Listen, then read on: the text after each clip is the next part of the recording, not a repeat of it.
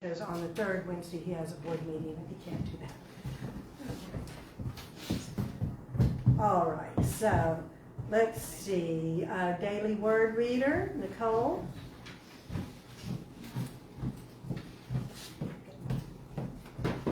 All right, good morning, everyone. Good morning. As we quietly and gently prepare for the reading of the daily word, we remember that we are in spirit with millions of daily word readers and churches throughout the world. The Christ candle is lit as a reminder of the Spirit of God within all of us, which we call the Christ within. The word for today is comfort. The affirmation is, love in my heart is my comfort. If the sadness of loss diminishes my joy as I think of happy experiences with the loved ones who are no longer with me, I remember that the love we share will bind us together always. Love can never die. Love, the most beautiful attribute of God, is present always and everywhere. I am comforted as my heart opens to the divine love within me, knowing that this same love enfolds all of those I hold dear, no matter where they are on the eternal journey of life. Peace and strength grow in my awareness as I open myself to love's expression. I bless everyone who comes to mind today with a loving thought. I speak a loving word or perform a simple act of kindness whenever I can. As I bring comfort to others, I am comforted also. In Scripture, it is written, "Let your steadfast love become my comfort, according to your promise to your servant." The affirmation is comfort. My name is Nicole. Thank you for worshiping at Unity of Boerne. Thank you. Thank you, Nicole. Thank you, Nicole. Thank you. And the Daily Word Reader is one of our Sunday volunteer positions, so if anybody would like to be a Daily Word Reader or worship assistant or anything else, there are sign-in sheets in the back.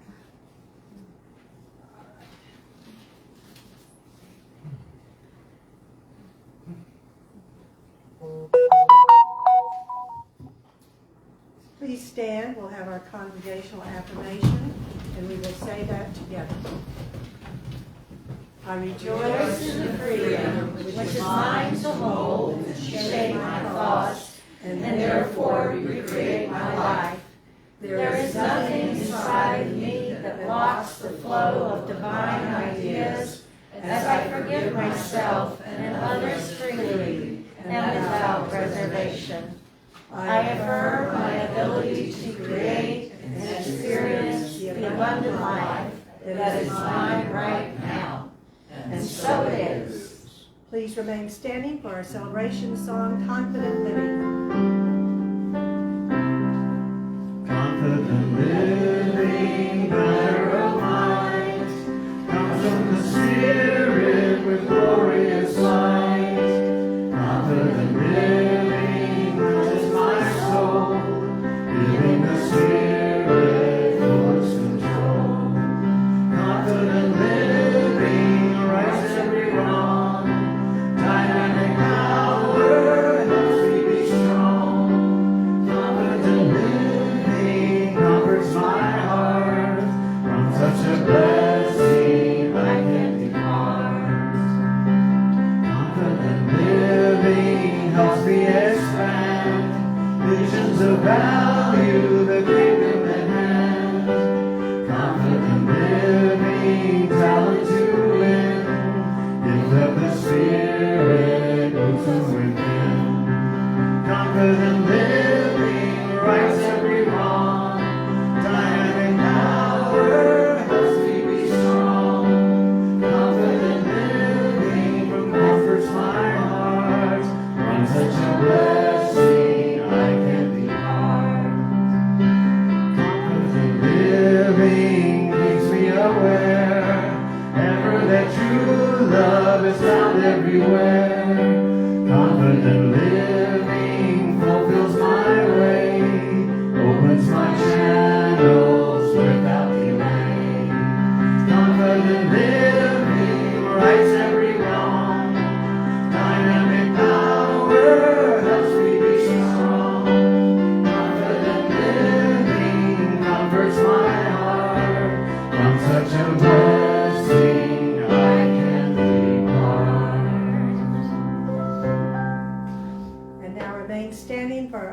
prayer, which we will say together.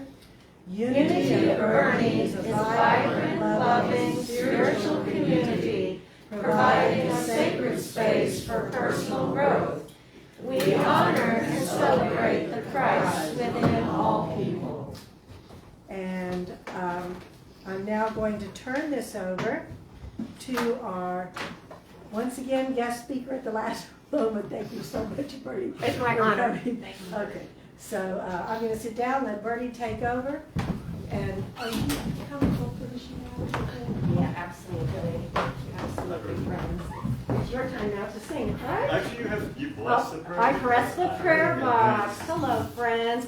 Oh my goodness, what a beautiful congregation. My honor to see you all.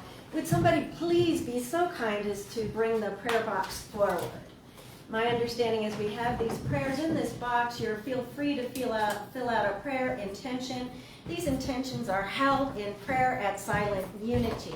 Before that, they're held in prayer here for 30 days. I don't know if anybody out there has a prayer they want to bring up or... Does anybody have a prayer they'd like to bring forward? It's available to you after this service as well.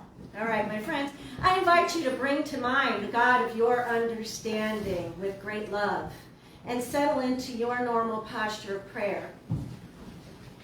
Infinite Spirit, on this Memorial Day, we remember those who've made the ultimate sacrifice in serving their country. We also remember those who have faced the unspeakable this week in Uvalde. We enfold them in your deep, deep love. We envision your comfort surrounding them. And we envision a world in the future that works together for all. And we pray this in all your many precious names. Amen. Amen. Hi, it's good to be back again after a few weeks. It's been a while. I'm going to do a kind of an older song of mine, but it's a new version of it. I have a new band, by the way, and we're doing, one of the songs we're doing is this song called Awakening Through Serendipity, which, by the way, is on that album back there. If anybody wants one, just put a donation in, or there's a Venmo code too. But shameless plug. No, blessed plug. Anyway, I got excited about doing this song again because I've got two female vocalists and another male vocalist. We're doing this huge jazz vocal version of this song. Unfortunately, you won't get to hear that today because it's just me. But anyway, Jay told me, now this may have changed, the topic of the day was the golden key. And this song is, one of its meanings is about the golden key, discovering the key to enlightenment in your own being. So anyway, Awakening Through Serendipity.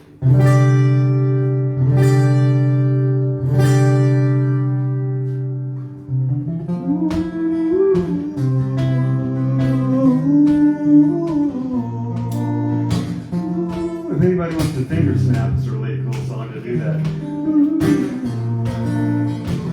Unusual morning, I was coming up the hill. I saw a clear space moving fast and things appeared still. So very focused, the healing color was in my sight. Suddenly it all turned hazy and I was thrust into a blinding light. I was through serendipity, I awakened from my slumber. It clearly wasn't my number, 'cause I made it on through. Yeah, serendipity, I discovered a key.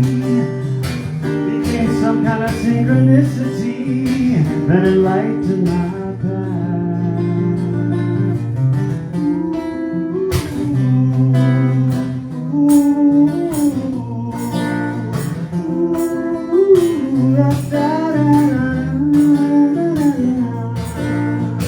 Some months before we were talking, it started almost as a joke. A way out of these woods instead of leaving me for broke. Yeah, Mike, you were right when you said that thoughts become things. Sometimes the best medicine is the one that really stings.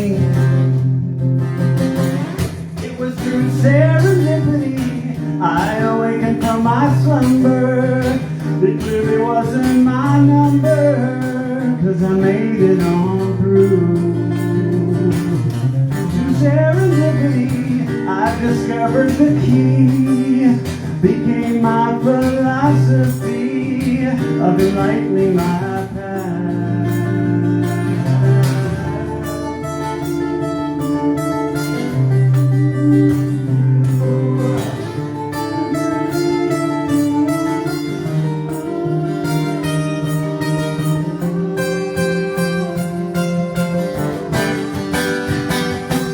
It was through serendipity I awakened from my slumber. You know, I thought they had the wrong number, but they didn't. Now I'm on a new path. Serendipity, I discovered the key, became my philosophy of enlightening my path. Yeah, now, awakening now. Hey, hey, hey.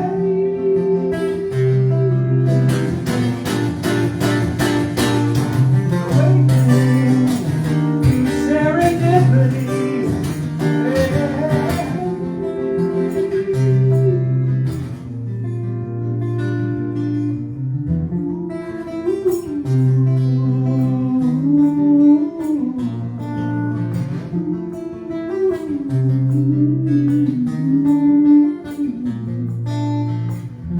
unusual morning, I'm still coming up that hill.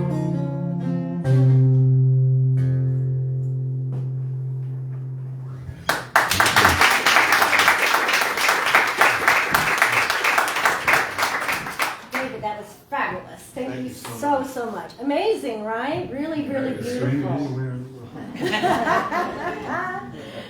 And today's talk is not the golden key, but it's a very interesting talk that I've given actually before and been asked to give at other Unity churches for a while. I was talking to Reverend Jay before I came up here, and I said, well, at that time it felt like I was on a world tour. So I thought I'd take out my very, very best talk for you today. But I do have something Reverend Jay would like to convey to you all. So I'm going to read that to you real quick before we begin. Reverend Jay writes, as a matter of routine, because my work is largely public, I test myself for COVID-19. Yesterday, a rapid test indicated a positive result. It hasn't been confirmed by a more specific test yet, but out of an abundance of caution, I am following the medical protocol of self-isolation, which of course means I can't be with you here this morning. Other than feeling a little fatigue and symptoms similar to allergies, I feel fine. It goes without saying how much I miss you and how much I look forward to seeing you next week. And can I just say me personally, how impressed I am with Reverend Jay, because in Unity, it is hard for us to come forward when we have an illness. There's even an old belief in Unity that we don't say a diagnosis for fear of attracting it to us. But Reverend Jay is following good ethics here by informing all of his contacts from the past 2 weeks. And so I think we should give Reverend Jay a round of applause for excellent ethics in ministry. Good job, Reverend Jay. He loves you so much. I know that much. So, one more thing. He said, I know Birdie will do a great job in my absence. And I send you my love as always. All right, my friends. So, the title of this talk that I have given quite a few times before, but it's been a long time, is called A Soft Place to Land. And I started giving this talk after I fell and had a series of really interesting experiences, including trying to process the idea of suffering within the framework of Unity. I don't like doing a talk about myself.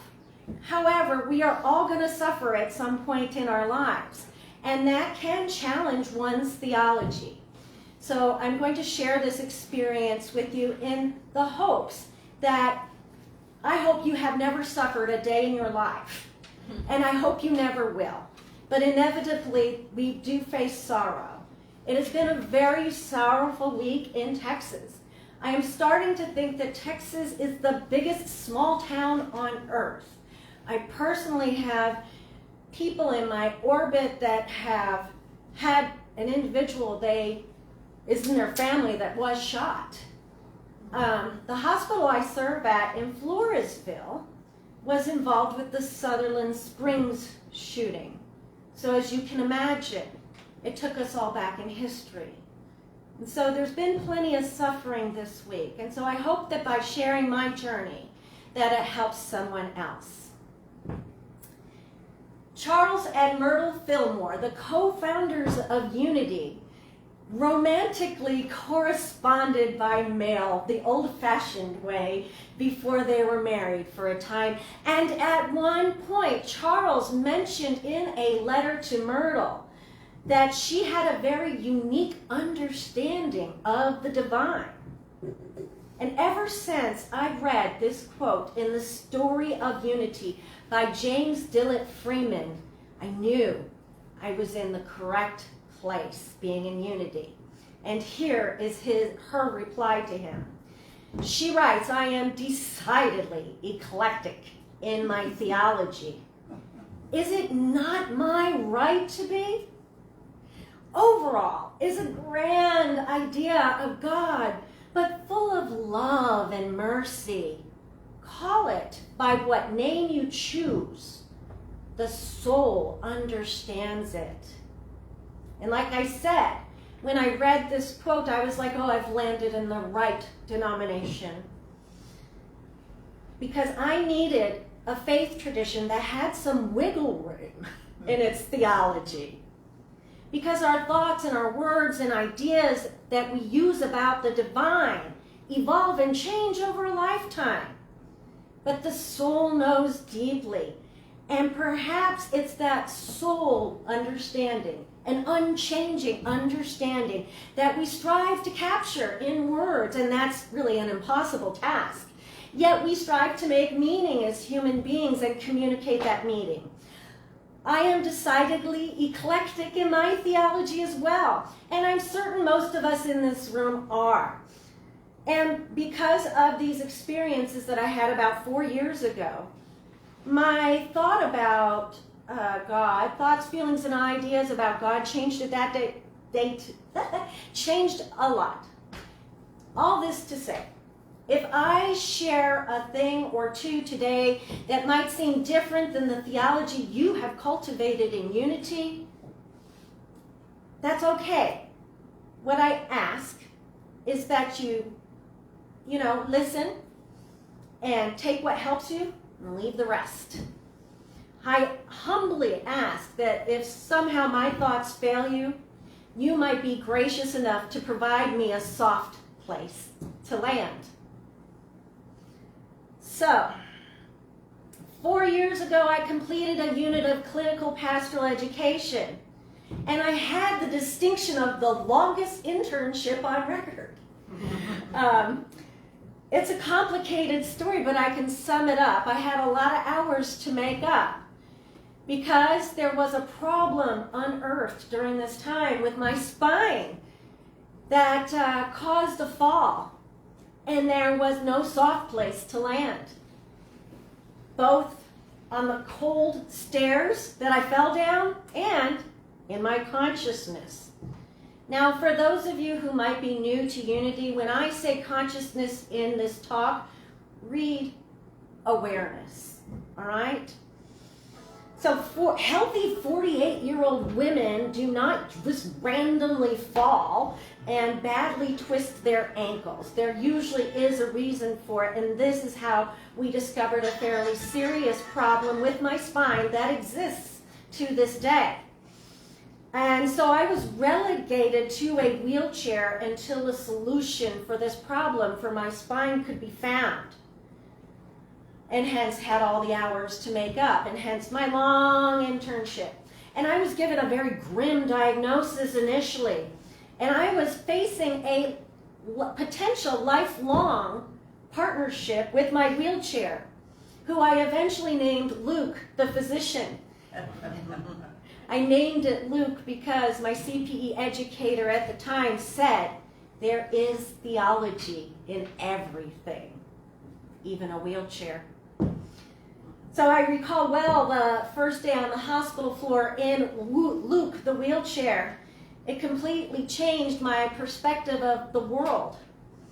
You know, the hospital, of course, was compliant with all the regulations we know so well that makes things more accessible for people who are differently abled. But it doesn't make the experience very tolerable, or at least what I thought at first. Everything was different. I was down low.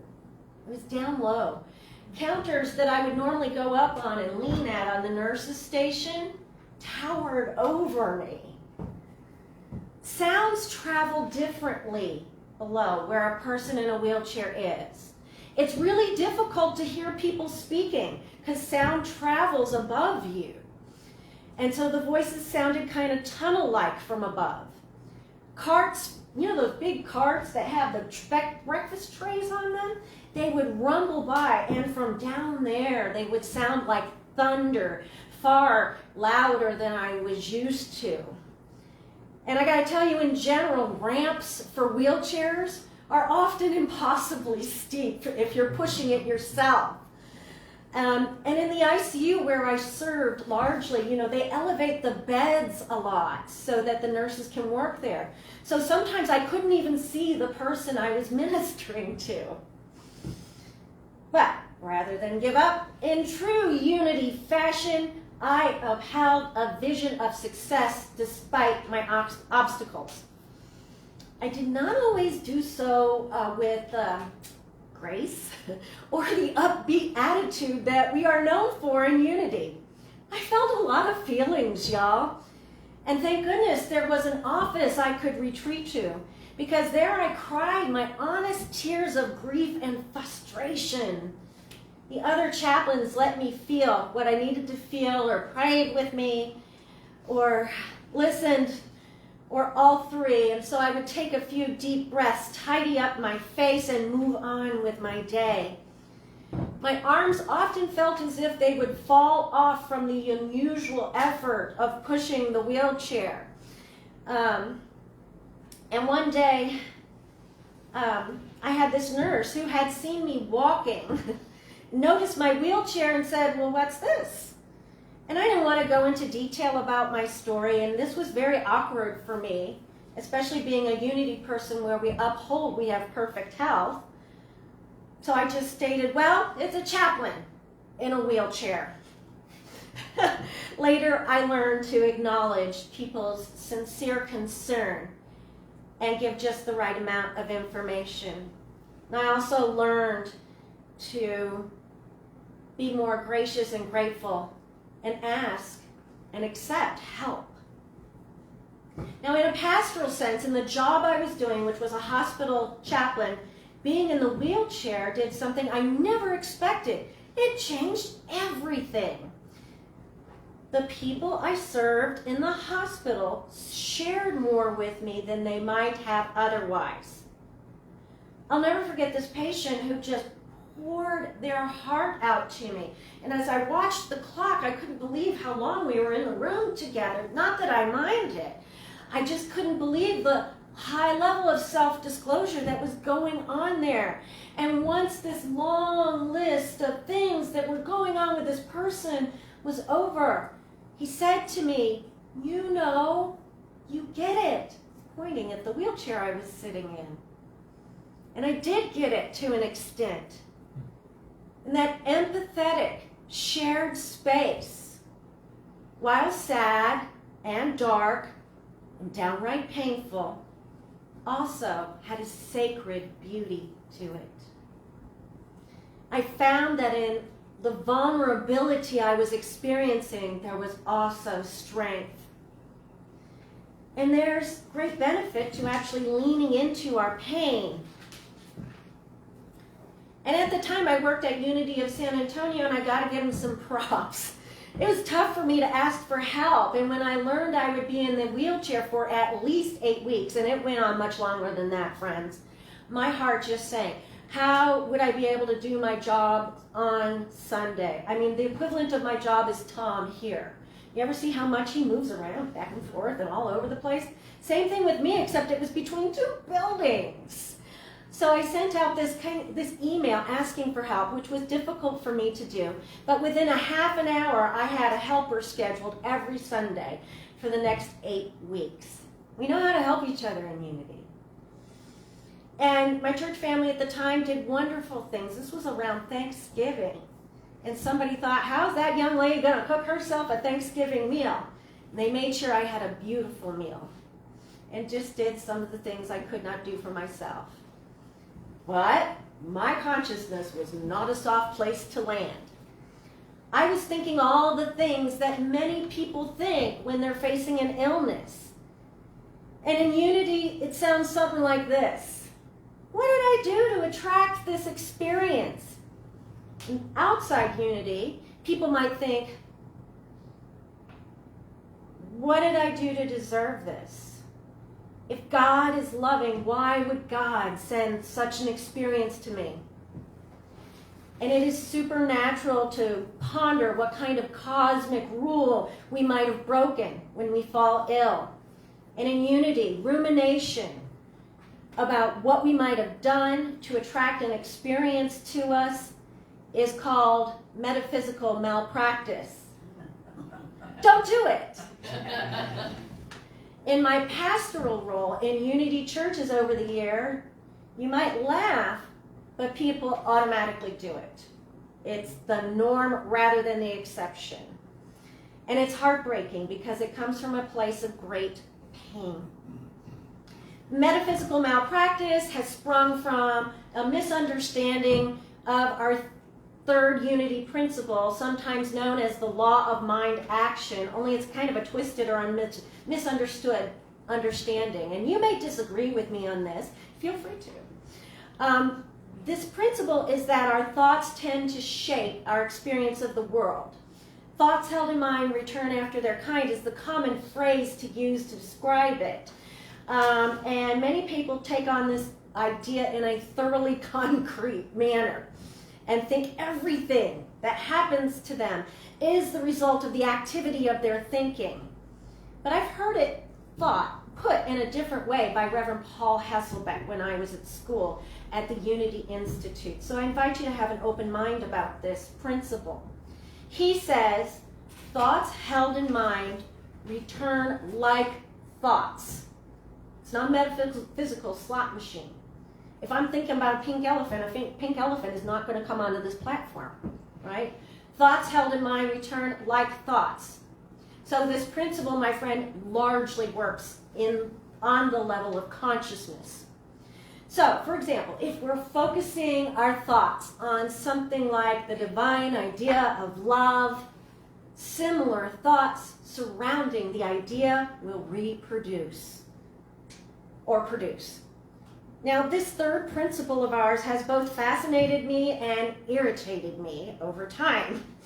And I've devoted a lot of study to it, especially after what happened to me and all the metaphysical malpractice I committed on myself, right?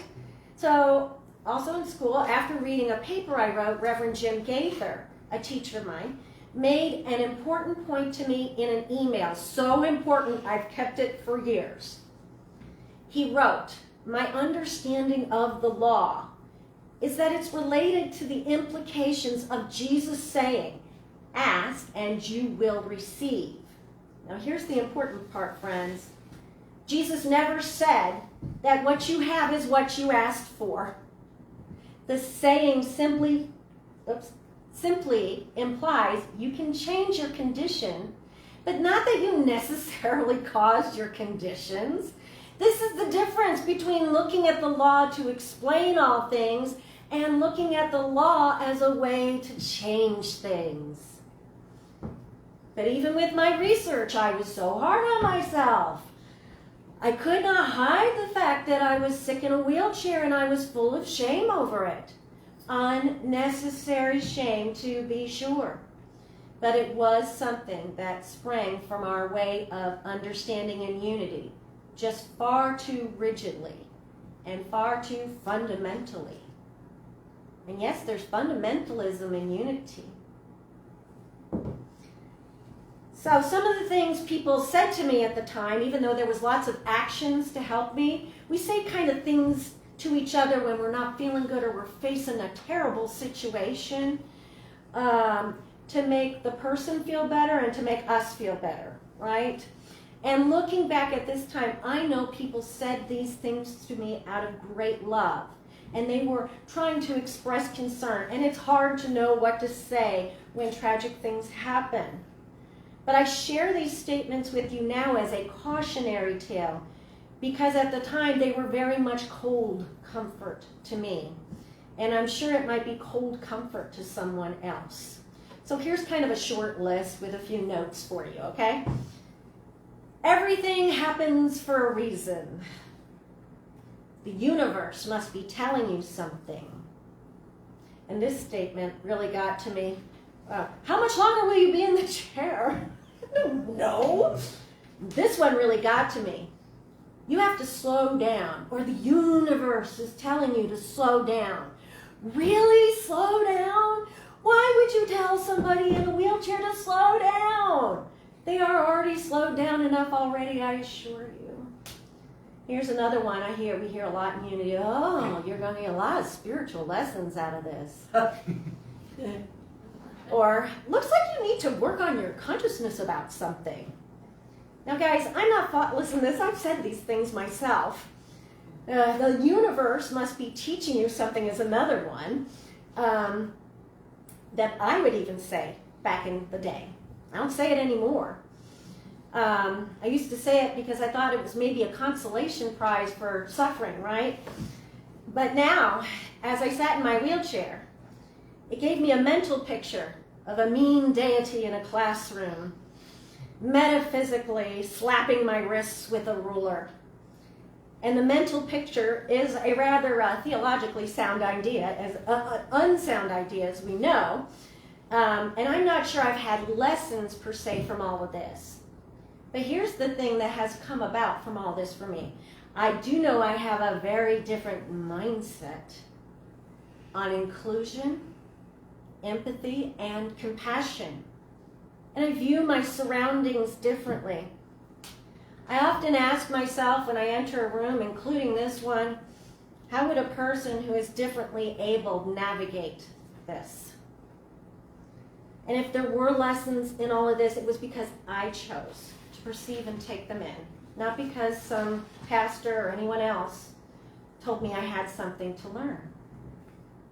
My suggestion is to you, if you ever find yourself tempted to say something like this, and please, if you say something like this, know that please don't beat yourself up. I just invite you to expand your thinking about this a little bit.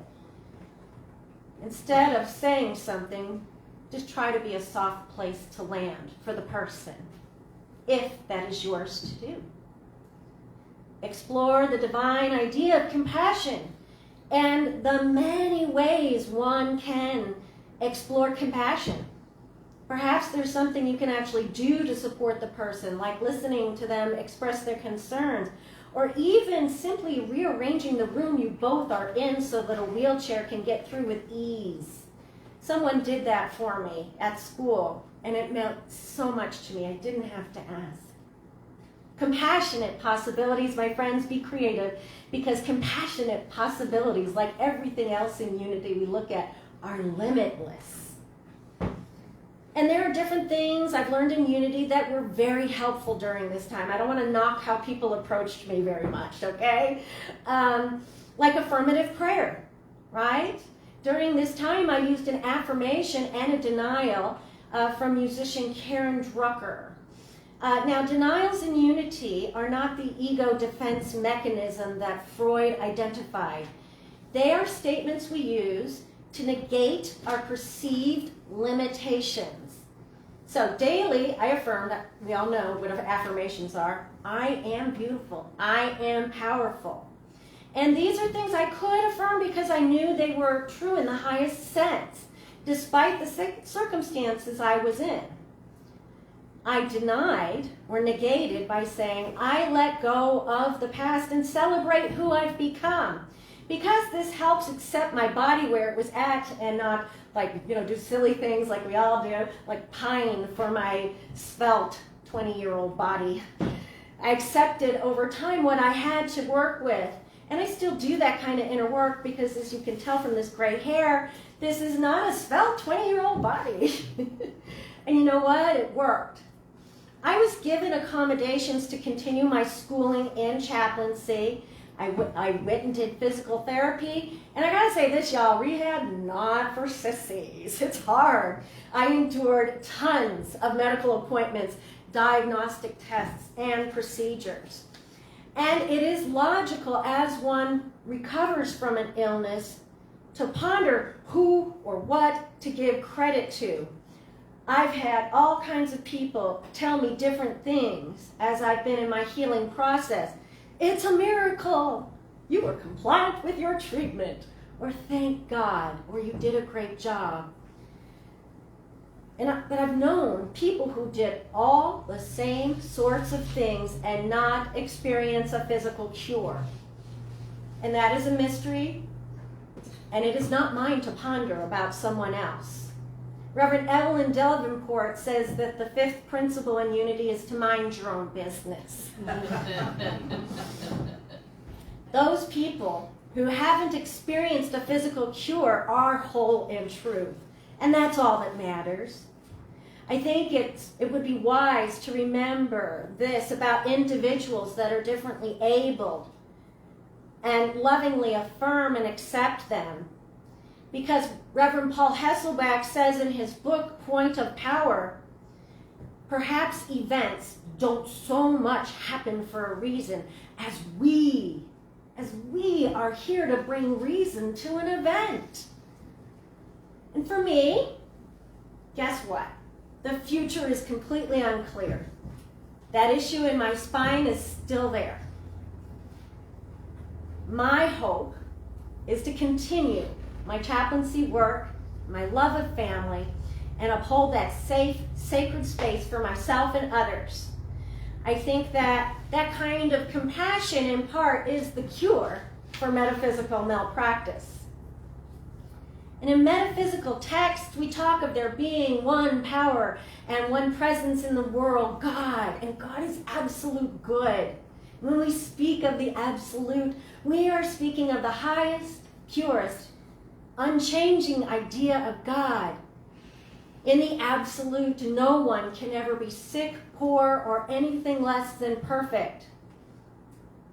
Our human experience is known as the relative truth, where things can change, and one can know sickness, poverty, tragedy, war, and the like.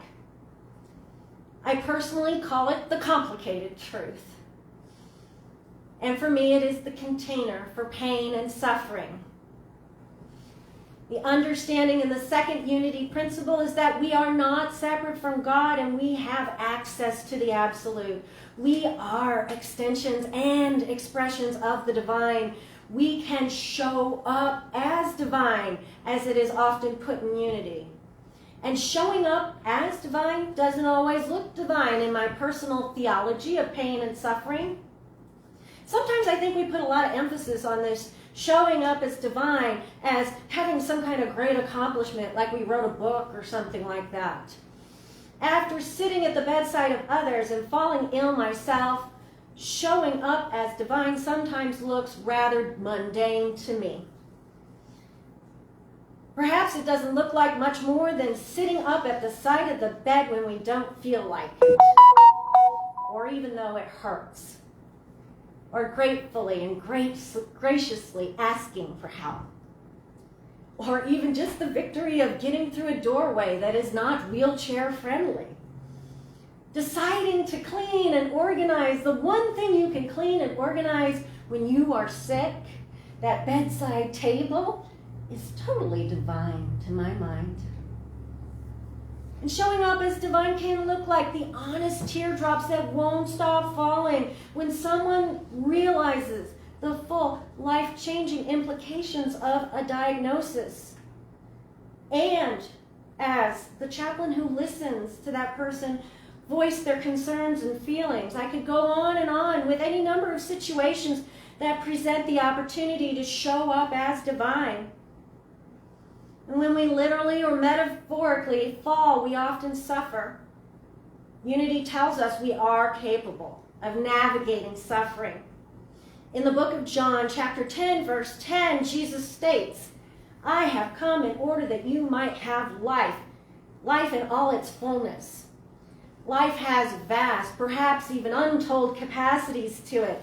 Beauty, grace, abundance, and all of our feelings. In the fullness of life, my friends, there is also pain and suffering. We have within us, however, this tool. It is a capacity for compassion for ourselves and others. The question is, when we or someone we know takes a fall, is our consciousness a soft place to land? And with practice and willingness to explore our feelings, when we fall, our consciousness can be a soft place to land. Now, I walk now. I have for a few years. It was due to a lot of work and physical therapy, treatments, medication, surgery, and so many prayers. Will I need Luke the wheelchair again someday? Well, it's in somebody else's possession. It's being used right now.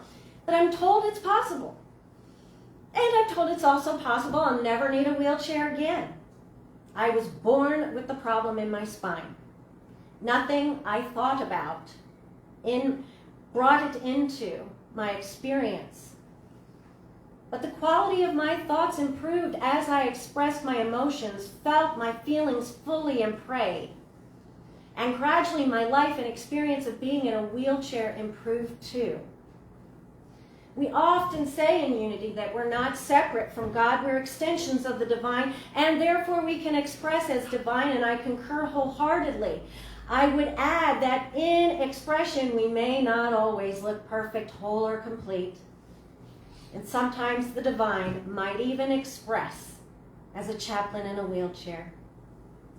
I have just one more statement for you on the topic of falling by the poet Rumi. He writes, "The way of love is not a subtle argument. The door there is devastation. Birds make great sky circles of their freedom. How do they learn it? They fall, and in falling, they're given wings." I thank you for listening. Thank you.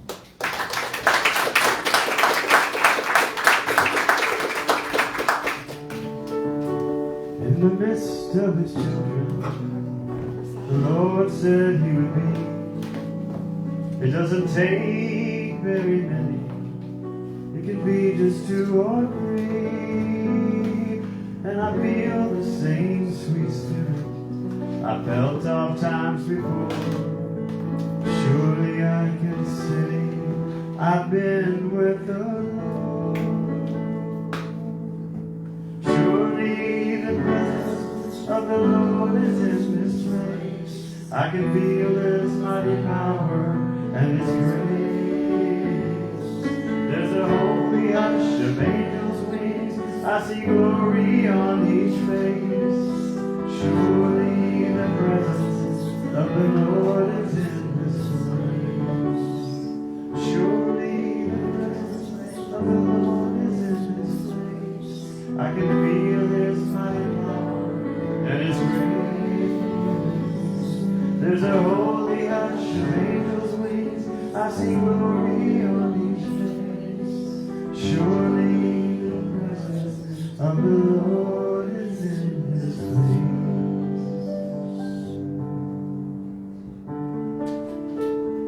For this morning's meditation, we're going to focus on our feeling nature. So I invite you to take up whatever your normal posture of prayer is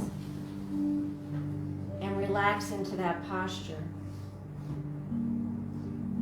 Allow yourself to feel supported by your chair and close your eyes if you like. You may focus on your breath, breathing gently and at a normal pace. From this relaxed state, I invite you to shift your awareness to the God of your understanding, using whatever word you prefer for the one power and presence, affirming together that we are one with the Source, one with ourselves, and therefore one with all. And it is from this awareness of oneness that I invite you to take in this poem by Rumi. This being human is a guest house. Every morning a new arrival, a joy, a depression, a meanness. Some momentary awareness comes as an unexpected visitor. Welcome and entertain them all, even if they are a crowd of sorrows who violently sweep your house empty of its furniture. Still, treat each guest honorably. He may be clearing you out for some new delight. The dark thought, the shame and malice, meet them at the door laughing and invite them in. Be grateful for whatever comes, because each has been sent as a guide from beyond. I invite you now to put your hand on your heart, if you like, for this is the home of our feeling nature, and identify within what you're feeling right now. If it's helpful, visualize a guest house of your own. Whatever the feelings are, just explore them a little, even if unpleasant. Perhaps you can lean into that feeling just a little and try to be open and receptive to any guidance that may or may not arise.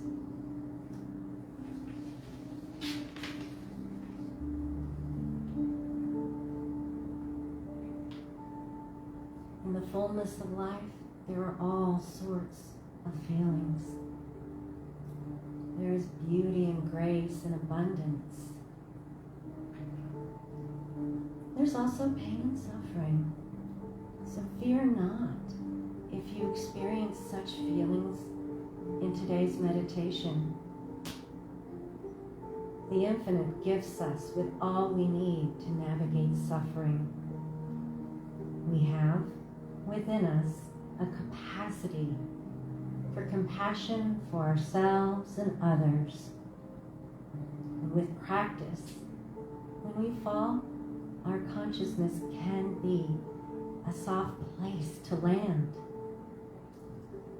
All of this is possible through our highest selves, our true name, our true nature, in and through that nature, the Christ.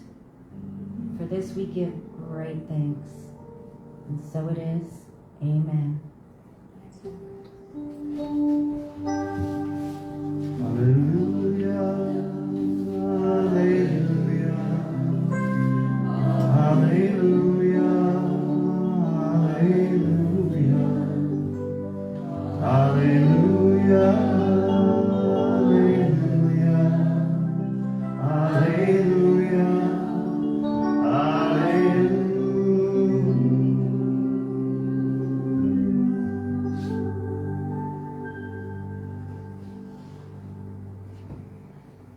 Thank you for going on this journey with me. It's never an easy talk to give because I get vulnerable in front of you all, and I appreciate the safe space you provided today. And at this time, we're going to have a celebration of giving. So I invite you to bring out your tithes and your offering. If you're watching us online, please go to unityofboerne.org. Scroll to the bottom of the page and click the PayPal button. And so we will bless our tithes and offerings as we hold them in our hands. Divine love, through me, blesses and multiplies all that I am, all that I have, all that I give, and all that I receive. And I send it forth with my blessings and my love.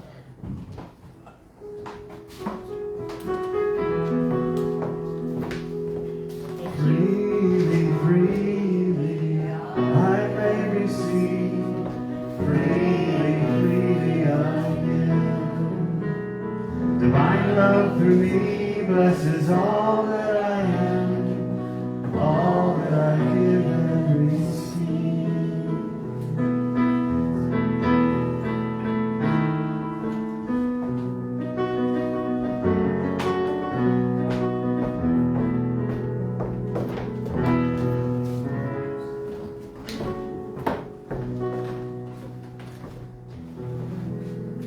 Thank you, Infinite Spirit, for the generosity of this congregation and the abundant nature of life. I admire everyone who has participated in that abundant life by circulating freely today. Amen. Amen. Love can build a bridge between your heart and mine. Love can build a bridge.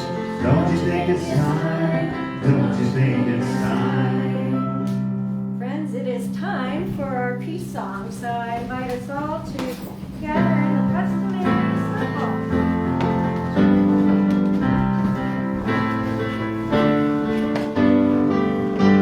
Let there be peace on earth and let it begin with me. Let there be peace on earth, the peace that was meant to be. With God as Creator, and we all are we. Let us walk with each other in perfect harmony. Let peace begin with me. Let this be the moment now. With every step I take, let this be my joyous vow. To take each moment and live each moment with peace eternally. Let there be peace on earth and let it begin with me. The light of God surrounds us. The love of God enfolds us. The power of God protects us. And the presence of God watches over us. Wherever we are, God is, and all is well. Namaste. Namaste. Well, thank you so much. Thank you so much, Birdie. Thank you so much. Thank you, Birdie.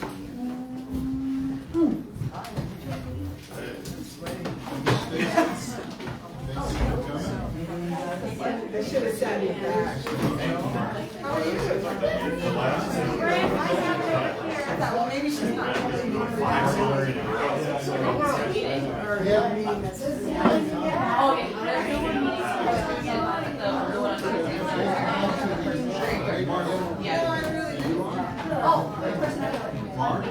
Oh, well, him, yeah, okay. So, nobody's meeting here? Because I want to be You're alone. yeah. Oh, good. It's better for you. Yeah.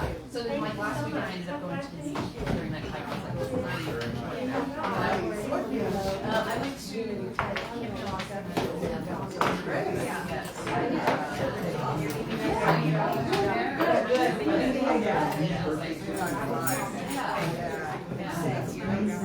yeah, and then it short of everyone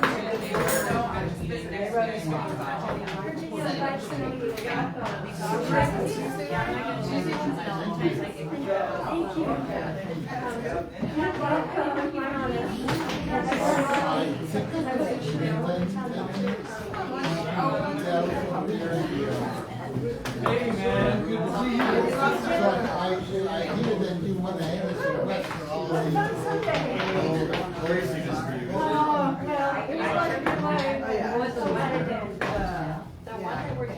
I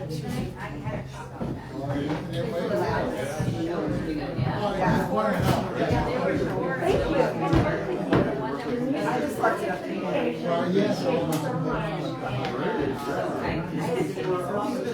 My goodness.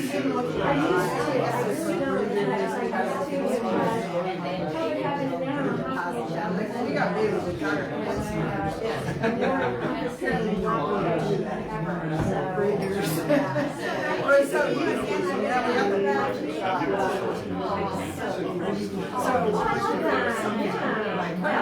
Let me text you my number. How's that? Yeah. I do a lot of sound.